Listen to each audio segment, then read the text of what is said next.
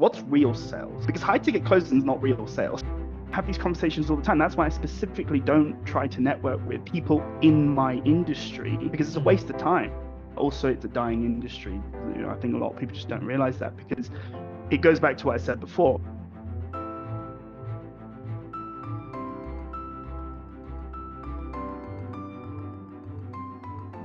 Awesome. Welcome back to another episode. Today we have Ameer Patel with us. So really looking forward to this. We've already dug into a little bit of the topic we're going to get into. We almost got too carried away because I didn't press record. So let's dive in. Ameer, obviously we've known each other for probably a couple of years now, actually. Mhm. And met a few times at different conferences, events, whatever you want to call them. But just for everyone else, if you just give a quick intro about who you want to portray yourself as today. Yeah. But just fill us in a little bit on you and then we'll dive straight in, man. Yeah, so my name's Ameer Patel. So I've been in the high ticket sales industry pretty much from like when it first started around 2020 time, 2019, 2020. So I'm kind of one of the OGs of the world.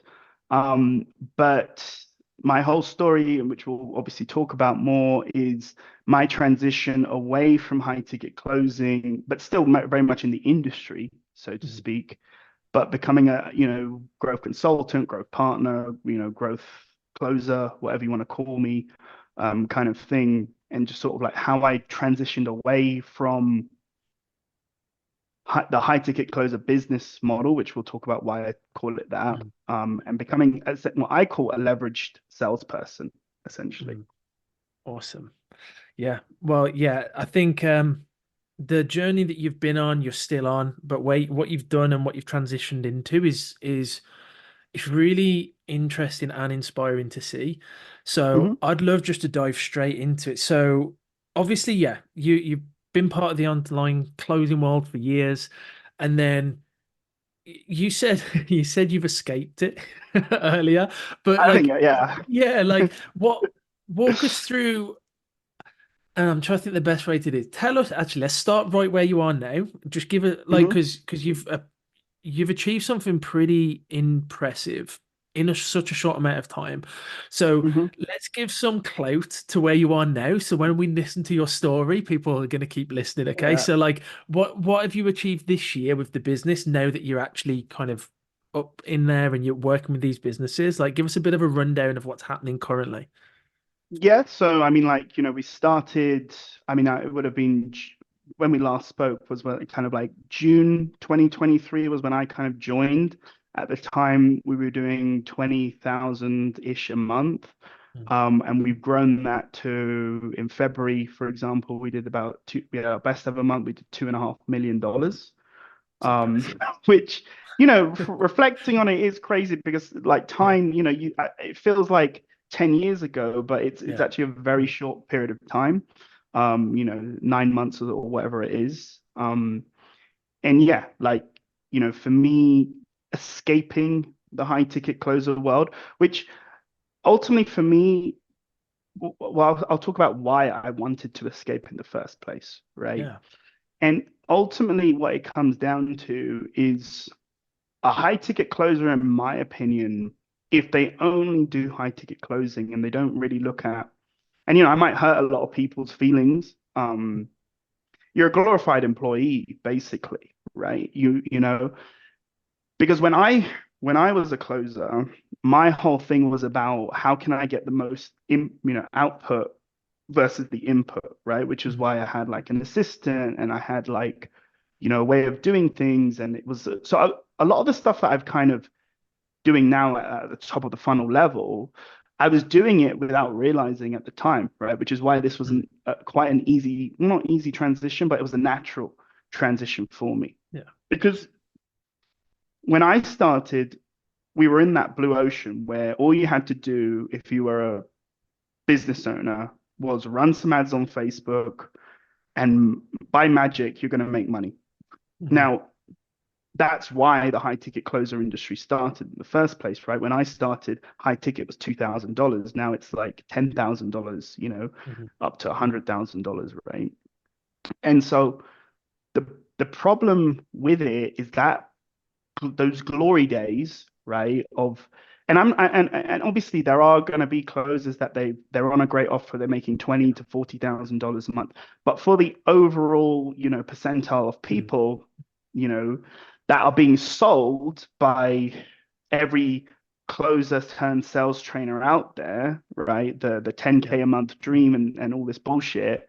It's basically like if I was to sum it up, is high ticket closing has become what every person that like was selling like an Amazon Mm. offer or it's just become another biz op Yeah. essentially, Yeah. right?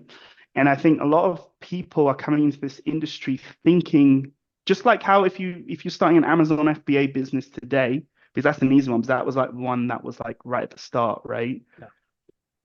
They're using like proof from like 5, 10 years ago. It's the same thing, Yeah. and that's really why I'm not a massive fan of like where the industry is going, both for like in general, but also it's a dying industry. I think a lot of people just don't Mm. realize that because it goes back to what I said before. A high ticket closer is only as good as the offer that they're on, right? All this crap about sales, the game of sales, the skills pay the bills. It's like, it is like I get it to an extent, but at the end of the day, like you can't polish a turd or whatever the saying is, right? If you're on a shit offer, I don't care, you know, how great you can consequence or all that Mm. stuff. At the end of the day, you can't consequence someone into if they're broke, right? Mm. Somehow Mm. being able to afford $10,000, right, Yeah. as a payment, right? And I think that's what a lot of people in the industry feel is that like, and you're seeing it, right? Mhm. Business owners are blaming closers for their shit marketing, right? Which is why you're seeing a lot more. Well, you got to hustle and bustle, you got to grind, in between calls, you got to be calling up outbound, you got to be doing this. And I experienced that when I went from, a very good offer to Mhm. an offer where I thought it was good, but it was a complete shit show. And I Mm. experienced that feeling of you know, being blamed essentially for all the problems in someone's business, right? And Yeah. that's why I call it a glorified employee, is that's exactly what an employee feels like, right? Yeah. So we're seeing this sort of pattern of people escaping the 9 to 5 Mhm. as to basically work another 9 to 5, right? Yeah. And that's essentially the problem with the industry Mm. at the moment. Um, and that's why I wanted to escape. It was really like everything happens for a reason. Is that when I was back in London and I was working so hard, like working like so many hours to like make like 5,000, maybe like $10,000 in a if I really push and stuff like that. Mm. And I'm just like, is this really like why I became a closer in the first place? And I think a lot of people need to ask that question to themselves. Is like, what are you doing this for in the first place? Because when Mm. I started as being a closer, my whole goal was to be able to effectively have that kind of financial freedom kind of lifestyle, and that's how they sell it to you. All these Yeah. like sales trainers, it's like, and they do this stupid calculation of like, well, if you like, if you got, you're making 10% on a $10,000 offer, and if you just close like 5 calls, 5 calls, and you close one of them, that's the industry average, right? That's $1,000 a day times 30, that's $30,000 a month. Yeah. They don't never account for no show rate. Yeah. It's the truth, you man. know, they Yeah. never account for DQs, Yeah. So it's just bullshit, it's just complete bullshit. So that's generally the problem with the Yeah. industry at the moment.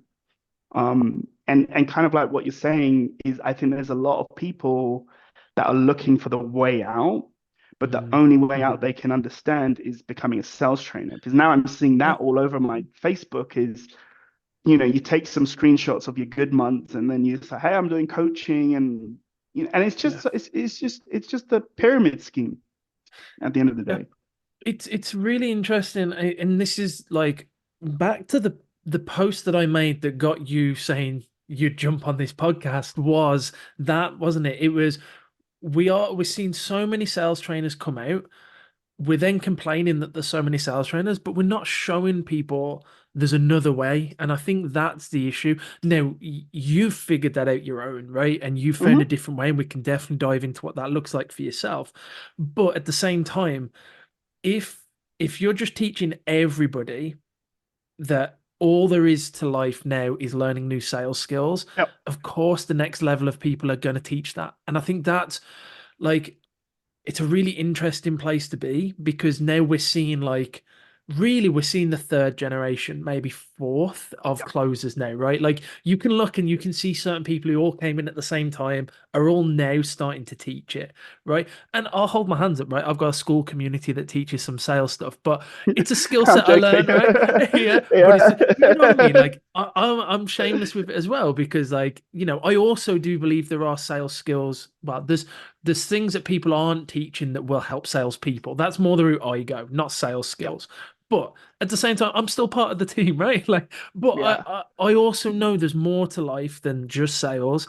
But it's so hard for people to see that when they come in, and that's why I wanted to do this. So for you, Well, you obviously started to see well, it. Oh, go on, yeah, go yeah. for it. Well, no, no. But it's not that there's more to life than just sales. It's that there's more to life than just being a high ticket closer, right? Yeah, And yeah, I think that's the distinction that I think uh-huh. we really need to talk about is that high ticket sales or high ticket closer is a business model, right? It's a biz op I at the end like of the that. day, Yeah, right? Sales is a skill, yeah, right? And so I'm still a salesperson. That's mm, all I do. I'm a salesperson because sales and marketing are intrinsically linked, right? Which is why our marketing is good because it's yeah, sales, right? Um, the the problem is everyone's teaching how to be a high ticket closer, and then there'll be inevitably a how to be a sales trainer biz op that will come out of that. You yeah, know, I'm yeah, sure people are working on it as we speak, right? And that's yeah, why I mean it's a bit of a Ponzi, right? mm, Um, but the if you really think about sales as a skill, right? And I'll ask you this question. mm. What's the purest form of sales? What's real sales? Because high ticket closing is not real sales. Yeah. I'd agree with that. So Yeah. what do you know the answer? I don't know where what you'd say, like for the purest form of sales. I don't know. You tell me. What are you thinking? The purest form of sales is if you think of yourself as an actual salesperson. Mhm, If I gave you a product to sell, right, and you know you could make commission on it, right, mhm, you would go around selling it to anyone you can actually think of. And mhm, in essence, what you become is you're doing marketing and sales at the same time mm, yeah, because you would be knocking door to door, sure. right? You would Yeah, be cold outreaching, you would be building a team, right? That's real sales, right? Is that you right. become a marketer within within your own business, Mm, right? So the problem is that everyone thinks being a salesperson is being a high ticket closer, but that's like the weakest form of sales, mm, actually, if you think about it, because you're just getting, pre-fed, pre-funnel leads and stuff mm, like that. You turn up on your Zoom, you close a couple of deals and you think you're a salesperson. You're not a salesperson, right? mm, So if you think, if you focus on like you're a salesperson, then and you change your mindset to that, then you start to think about things differently, mm, right? So how can you apply this skill into a different like market, right? And so I'll shout out Joel here because he's a good friend of mine, but I think he was one of the first people to really understand this concept. And I call it the Superman concept, right? Which is basically if Superman was still on Krypton, and I know you're a big comic fan, so you understand this very well. You're yeah. hiding a Nightwing shirt under that. Then he wouldn't be Superman. Mm, He would just be a mm, normal person. So if a high ticket closer is just networking, and this is why there's some bullshit about networking the way to the top, and then you just end up speaking to a bunch of other closers. That's not networking. That's just like being friends with these people, you know, like uh, you're just a commodity. Mm, So one of the answers is that if you find a product or a person that essentially you're on quote unquote Earth, not Krypton, right? And you yeah. start to network and market yourself to a niche where they don't have any understanding of sales, right? Mm, Then all of a sudden you can charge a lot more, you can do a lot more, you have a lot more freedom to control things, mm, right? And actually become in essence like a strategic partner in someone's business, right? yeah. So, for example, you speak to the average tech person, right? That is like, they, and I have these conversations all the time. That's why I specifically don't try to network with people in my industry because it's a Mm, waste of time, right? mm, Because like I remember like one of the reasons why we're so successful is we have a great product. And but the whole point of it is that the guy that built the product has no clue about how to market it or sell it, mm, right? But he's got a great product. So it's about like finding a product to sell mhm. to make money on, right? And when I'm and Okay. so if you think about it like that, you can make way more money as a closer, Mm, right? Because you're then self-sourcing your leads and building your own kind of company mhm. essentially, right? By Yeah. partnering with a business owner and being like, okay, well, if I find my own leads, right, then give me 25%. Business will be like, okay, cool. Well, I didn't pay for the ad spend or anything like that. It's free money, you know? Yeah. So that's one way. So, but do you see what I'm trying to say is that Yeah. Yeah. if you just get your head out of the I'm a high ticket closer and think of Yeah. yourself as an actual salesperson, then your mindset sort of changes with that, right? Yeah. Now, where I kind of went, the thing is that like I I didn't so I'll shout out Bill Walsh here, right? Because it was actually at his event, I think that we were both at. Mhm. And he said something at the end of it. This was about April 2023, and he said something like, "Some of you guys won't make it, right, in sales, right?" And I didn't Yeah. because I was kind of like, like I need to get better at sales. That's the whole reason. Like, I'm not making money, and I think Yeah. a lot of people, and don't be wrong, like, I'm very good friends with a lot of the people there. There is that. Don't Mhm. get me wrong, like, and that's why, like, if you are shit at sales, then go to Bill because Yeah. he'll make you less shit at sales, right? I still think he's probably the best out there, right? And I've taken all the trainings Mhm. of everyone, right? But the problem is that there'll be a point where you're not shit at sales. Do you see what I'm saying? Yeah. Right? Yeah. And I think that's where people go wrong is that then they're not shit at sales. They're probably on a shit offer. And Yeah. then they think that more sales training will fix the problem. Yeah. Right. And I think that's where like a lot of people are at, where Mhm. they're like, they're not shit at sales. Right. And in essence, that's why I'm a big believer in sometimes if you take more sales training, it's just going to make you worse at sales because Mm. you're getting someone constantly like reviewing your calls and giving you a negative feedback loop. Like if you did Mm. this, you would have, Yeah. and so sometimes it can be negative rather than positive, right? And it's like a Mhm. doom loop sort of thing. Yeah. So I think, there are a lot of people that are like shit at sales, but there's also a lot of people that are pretty good at sales. They don't have the right opportunity in front of them. Yeah. And I'll shout out, James Caulfield, who's a good, he's one of my guys in the sales team. He was working for a balcony boy, guy, right? And making, $8,000 to $10,000 a month, right? And like, not really happy. He came on, now he's got a good product to sell. It's a Yeah. higher ticket. He's got a great team around him, and I think, he's, doing 20, 30 grand months now. Mhm. But he didn't change anything else. So he was Yeah. already good at sales. Yeah. And so that's the other kind So of part of it, right? Where that's why I say to people, be careful of, and I said to my sales team, stop taking sales trainings from random people that are just going to have a 2020 like, oh, well, let me do your call review. Oh, well, if you said it like this in the first 5 minutes and it was like, that's where you lost the sale. Let me pause it right there. And you see, Mm, this is where it's bullshit. Like, because hindsight's 2020. Like, everyone's going to say that, and so mm, that's where mm. you have to be careful. Is that sometimes problems can be like looked upon, right? But then it's like, and then I'll be like, oh, why didn't the guy close? Oh, his mum got cancer. Like, it's like, it's like that had nothing to do with anything, right? Yeah, Like, yeah, yeah. so It's so interesting, that's isn't another it? kind of problem. I agree. I think the biggest issue we have is really it's the same issue that we have in a lot of the world now because of social media, as a great tool as it is. We just live in echo chambers, don't we? And the Yep, problem is that the high ticket closers, and I'm going to make a point to say that rather than salespeople, but high ticket closers, we're in our own echo chamber, and yep, all it shouts is if only you knew this one extra thing, you'd be doing the same 40K months as this other guy. And like you said, what they exactly. never ever can say, then they can never say, oh, you just need to be on a better offer because that would devalue the price point that they're pitching the thing at. And it's all part of it, but that when that's all you're being told, it's Yep. understandable why these people, myself included, for a couple of years, just did the tour.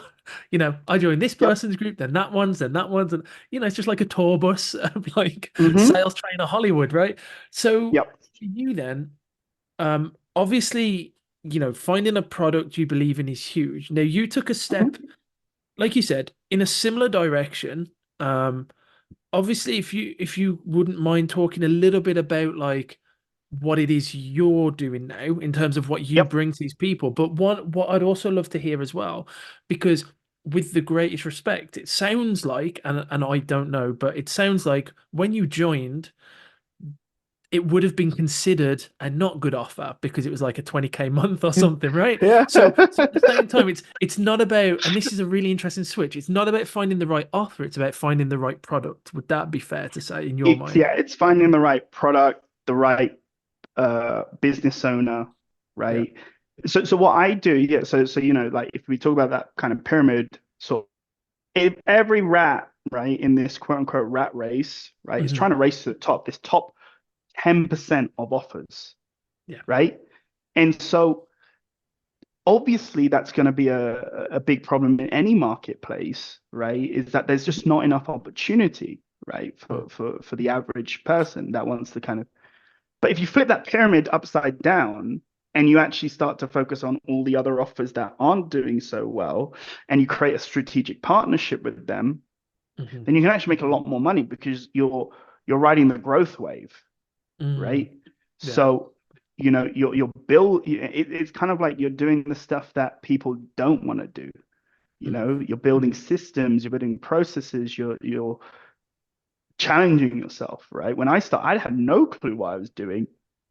And honestly, like I based my kind of like partner model, right? And I'm sure there'll be people that will do the math on how much money I make. I made it on like, oh man, like if they could get to 200K in a month, like I would make like 15K or something. Would make, you know, Right. so, so obviously at 2.4 million, that's a lot more money, right? you know, Subtle flex. right? Like, yeah, yeah, you know, I'm not starving, put it that way. I don't Haaland that, Um, so, but it I didn't know that. So that part Yeah. of it is like everyone wants to go for the safe thing, Yeah. right? Mm. But I took a huge amount of risk because I was worth about $50,000 at the time. Half of that went on a mentor. Mm. And then basically I was like, well, this has to work because if this doesn't work, and I don't want to be a closer anymore. I Mm. don't know what the hell I'm going to do, Mm. right? Like I, Mm. I really didn't, um, so, it's kind of like that, man. Like if you just start, so what I essentially do, right, is partner with someone that needs help, right? And that's the key thing. There's all these guys that like, if you're just a closer, right? And this is also where I think understanding it from both the sales and marketing side. Mm. If I listen to my closers, right, and said to them like and just listen and created the marketing just based on what they wanted, we Right. would have a basically some kind of type form where basically if you didn't have $50,000 in a bank, right, and you had proof, sent a free, a screenshot of that, then you can't get on a call, right? That's what every Yeah. closer wants, like, Yeah. that, right? That's just not how it works because ads are expensive. You have to cast that net. So if people actually understand, like, the business owner has problems, man. Like, it's Mm. hard being a business owner, right? And so there's this, high ticket closers, they get this reputation of being a little bit arrogant of, I want my 10%. How can I get 15%? I'm the high best closer. Give me 15%. You don't understand how, like, you could be in theory making more money than the actual business owner, which, what's the point? What kind of business owner would want that, right? Like, Mm. business owners overheads, they have ad spend, right? They have all this stuff, right? If you Mm. think about it, and this is why ROAS is so important, Mm. especially like if a business owner is like, let's say they're making 2x ROAS, which is actually the average, Mm. right? If you're getting $2 million, like, let's say if we were doing only a 2x for us, right? That means they've spent $1 million to get there. Then they've got ad spend, other costs, taxes, everything. So I think what I do is put myself in the position of like really understanding that, right? And so like I believe I'm focused on one good client, right? There's other Okay. people that might, have like do a more agency model. I'm not a big fan of that. It's the Okay. same sort of thing of like being the gig economy, being on 25 different offers at once sort of thing as well. Yeah. Um, I'm very much a believer on focus on the one thing. And, so I'm effectively a internal chief revenue officer, basically, is kind of what I call Right. myself, right? So I think like people, if you actually just put yourself in their shoes and stop Mm. and stop complaining and being like, and have a conversation with the business owner, right? Let's say you're on offer right now, Mm. right? And actually like having a conversation with the business owner and being like, hey, like, what's going on with the marketing, have and just having that sort of relationship, I think is the first like step. Now, Mm. here's the problem you're going to have. Most business owners in this specific, and this was talking about the Krypton analogy, right? Yeah. Most of them are what I call balcony boys, right? That made too much money from 2017 to 2020 and think Mm. they're actually like amazing marketers. When Mm. basically during that period, a monkey could run ads and make money, right? Yeah. So that's the problem that a lot of closers have is that maybe they've tried to have conversations with a quote unquote balcony boy, Mm. but essentially most of them will go, well, that's not really your business, like, and because they have high egos, right? Yeah. And so most of them will, and then they have this cycle of blaming closers for their shit marketing, right? And it's this doom loop cycle of, hey, you need to do outbound now and you need to hustle. And this is why the industry is dying, right? Mm. Because there's not enough good businesses, right, to support the good. There's actually too many good closers. Yeah. Like, shout out to all the sales traders that there's too many good bloody closers now. So if you're a Yeah. good closer, it don't mean shit. you know, Yeah, that's the man. problem. Yeah. There's a high supply of great closers because they've been trained Mm. by very good people, but there's not enough good offers to go around, Mm. right? And so that's a supply and demand problem in the marketplace, and that's why it will die, right? Mm. And no one wants to talk about that, but that's essentially what will happen, Yeah. right? Um, Mm. so so yeah, like that, like Interesting. a lot of people want to escape it. Um, what I did was what I call skill stacking, right? And that's a very easy concept to understand. But essentially, and you can see it with like kind of the income I make nowadays, right? It's like 1 plus 1 doesn't have to equal 2, it can equal 25, right? So Right. it's essentially that idea that if you focus on pivoting slightly, 10 degrees slightly, learning a slightly, a skill that's sort of mirrored, right? Mhm. Or don't go learn like some random other skill, right? Right. Then you can create something that is effectively a completely different thing, right? It's a little Mhm. bit like the periodic table, right? It's like hydrogen plus oxygen is water, you know. Right. But hydrogen, if I give you hydrogen and without combining that, you wouldn't have, they're two Yeah, separate yeah. things, right? Like hydrogen itself will like kill you, basically, So it's the same idea. Interesting. Okay. Yeah. So it's kind of really it's looking at relatable skills Mhm. that you, like you said, you can stack on top of another and take it another route. With regards to where you went, because you invested in, like you said, in a mentor and you went that route, there's a big debate in anything, right? About you have to enjoy, be passionate, or love what you do to get there. For you, Bullshit. was that Bullshit, man. was that like I guess that was not even a consideration for you, right? It was like what skills can I combine that will actually get me to my well, just get me to where I want to go Well, or I think it's like, all right, okay. So, like, if you have to love what you do. It's Mm, like, no, everyone loves what they do outside of what they do, outside of work, right? mm, Essentially. And don't get me wrong, I love what I do, but I love the fact that like money, it's like it's like if I was getting paid like $1, I'm not gonna love it, So at the end of the day, like it's just bullshit because it's like, yeah, like I mm. love what I do because I make good money and stuff, and it's given me a lot of freedom to enjoy, now I live in a penthouse in Mexico City. Now I can, do a lot of stuff that like at 5 grand a month that, I couldn't do.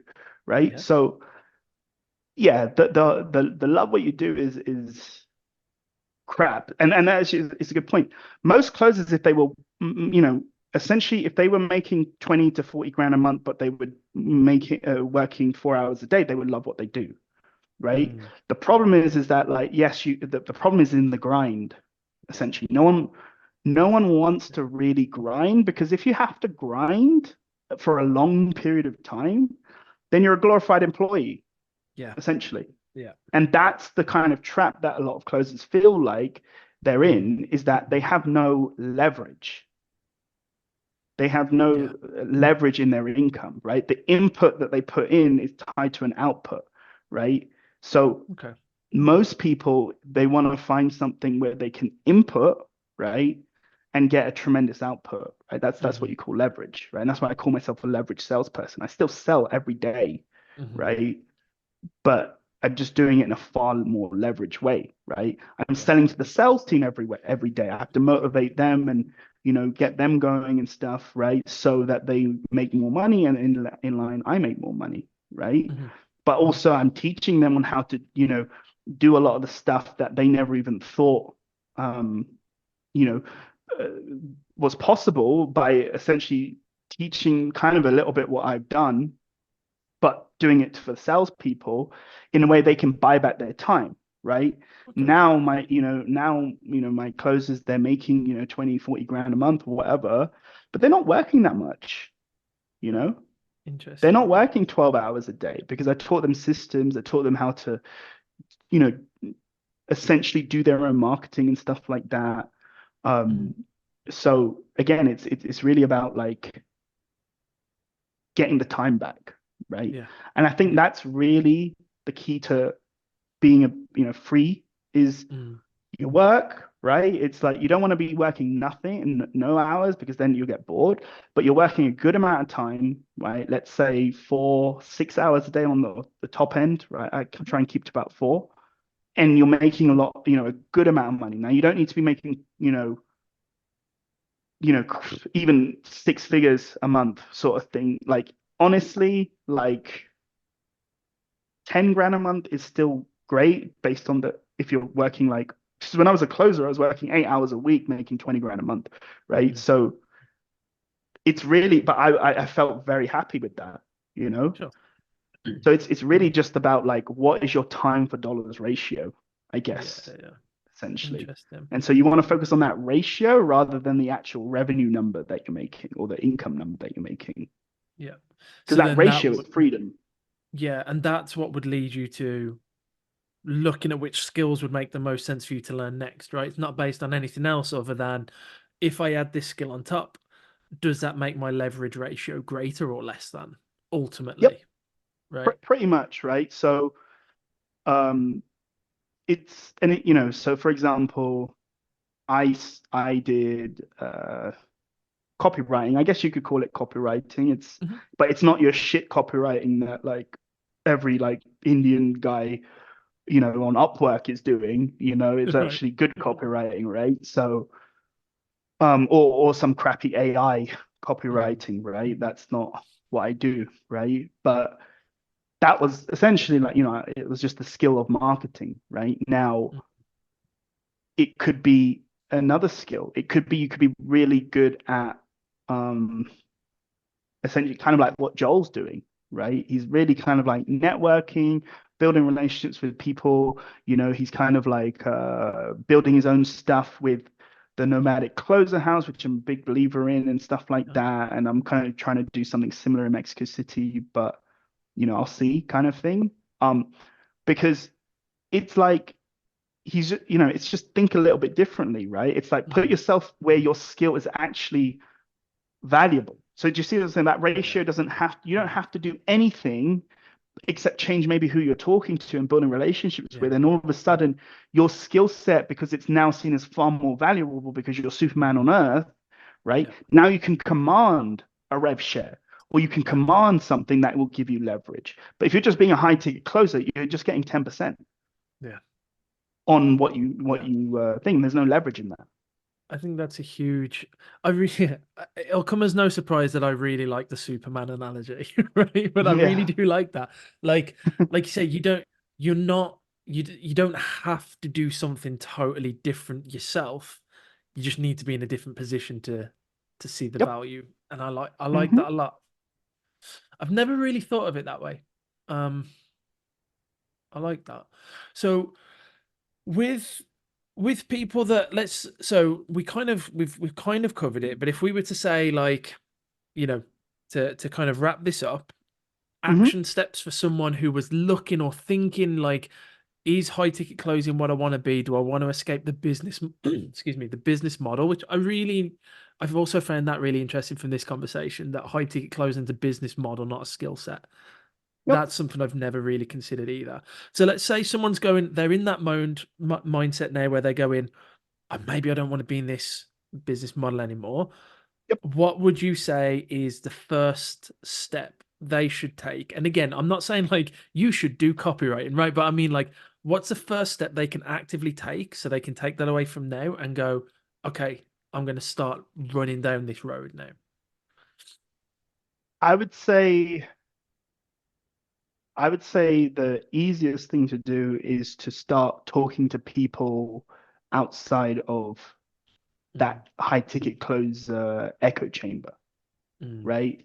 Because because again, like I could say, yeah, just learn copywriting and you'll be fine. You make loads of money like I do, right? No, because it all relies on if I applied this to a balcony boy, I would not be making any money because he wouldn't trust me. He wouldn't have given the trace. The company that I work with, the founder was a closer before, and he was a mm, very good friend of mine, right? So that relationship is what kind of like was what he because I didn't know what the hell I was doing. But he messaged me. I give I've got 100% faith in you. Just do whatever, and then that's how we blew up, right? right. That kind of thing, right? Yeah. But most balcony boys are like, no, I want to. I'm the marketer and stuff like that, right? So I would say the best thing to do is, and this is why I'm a big fan of Joel, what he's doing with the nomadic closer house, is get out of your damn room in the UK or the US or whatever, Mhm. start traveling, right? Because here's the other thing. The real networking, the real business is done offline, right? Everyone Mm, wants to do this online shit and like join a mastermind and all that. Like the business is done offline. Like stop like spending all your time online, right? Like because you'd never know like So I'll actually use an example. The Mm, the reason why we're as successful as we are is because we have a great product. Now, that product, that relationship that we have with the person that does the fulfillment and stuff, that wasn't like just like you, I don't know, I went on Upwork or something, mm, you know? That was a yeah. relationship that was cultivated over years and then and through connections and stuff like that. So it's like put yourself in a position to meet people that Mm, are not in your industry. Stop going to closer mastermind. Let me put it this way: you could spend 5 grand on some closer mastermind in-person event. You spent 5 grand on some random mastermind that has nothing to do with you mm, in your industry, and just start having conversations. And then they're like, "Oh wow, like you're a salesperson. I have no clue about sales. Like, but I invented a time machine. I just don't know how to sell it. You know." All yeah. right, well, give me 50% of your company. I'll sell your fucking time machine. Like, you know? Yeah. But that is fair. That's a really good, yeah. I think that's a great, especially because all that's pushed nowadays is like we've already said, right? It's more of the same. So you may network with the best closer in the high ticket space, doesn't mean that you're going to be able to leverage anything after that. Like you may get a couple Yeah, tweaks, right? On maybe you can objection handle or think about it better, but you've not changed anything of your situation in reality, right? Whereas, like you say, you meet with someone who is just something totally different. yeah. You got to Just form your own Justice League, right? Like if you're Superman, you got to find your Batman, you got to find your Wonder yeah, Woman, man. you got to build Yeah. your team that has like different skill sets. Mm, Like like everyone needs an Iron Man. That's the tech person, and you need So that's the whole mm, concept. We have a great team that we built, yeah. but no one does the same thing. Mm, yeah. So that's how you should think about it. Yeah. I like that. Okay, I think that's a good place to end it because your time is obviously valuable as we're talking about leveraging time. And we've been together for nearly an hour, so I really want to value your time too. Yeah. But this has been a bit of an eye opener for me as well. So I know everyone watching this will find a lot of value in this, and that's been huge, man. And I've loved watching your journey because I've just seen it. Obviously, like when we met, like you said, like you were like, I just need to learn more sales skills. I need to do this, and then just to watch where you've got to now and obviously where you're going to keep going is it's inspiring, man. So appreciate you jumping on. But yeah, let's honor your time. Let's call it here, and then let's jump on again at another point when you've hit like 5 mil a month or something, right? You can say, what did I do Yeah. different? Yeah. Yeah. Yeah. but, Exactly. Yeah. but no, 100%, appreciate your man. time, man. It's been good. Cheers. All right. Take care.